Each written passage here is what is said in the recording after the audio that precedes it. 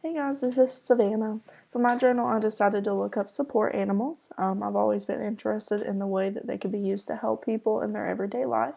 I also know that there's a lot of controversy about having a support animal, emotional animal, or a therapy animal.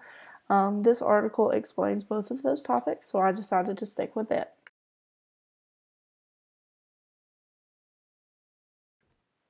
The article I chose is Public Perception of Service Dogs, Emotional Support Dogs, and Therapy Dogs. It was published in the International Journal of Environmental Research and Public Health.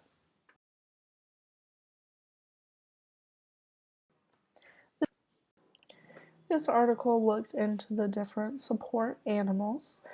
So first we look into the service animals. These are going to be more of your high-level trained animals, so they're able to go out in public.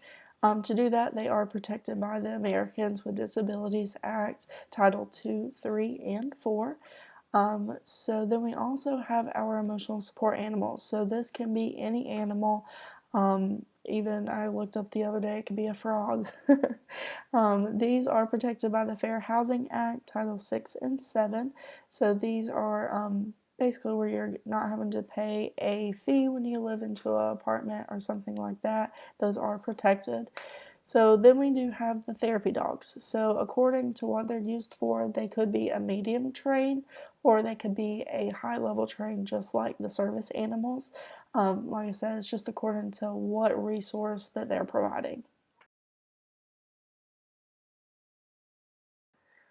The full purposes of this article, just to raise awareness of the service, emotional, and therapy animals.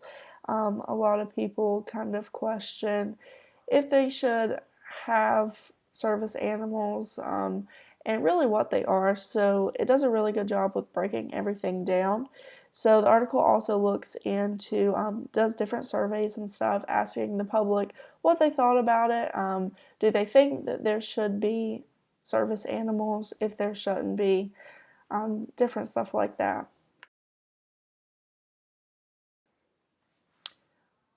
The article, they did find something through the public. So they found that a lot of people thought that service animals were definitely a need for some people, but they also thought that there should be a certain criteria that was met.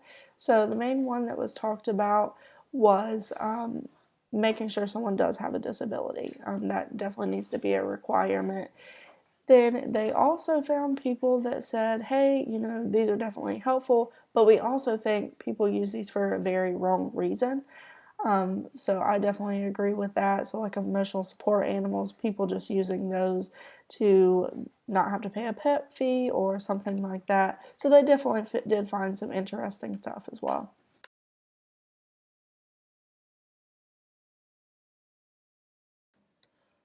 When looking at their citations, it did look a little bit different than ours. So they did use the article name that they had found it from. They also used the name of the source that they had found it from, but I didn't see any dates, so the published dates or any volume numbers either. So that was kind of weird to me.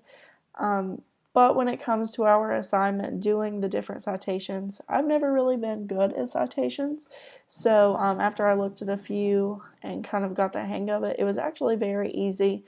This article was a little bit different just because it had multiple authors. But other than that, it was really easy. So I hope y'all enjoyed this and I hope y'all learned something.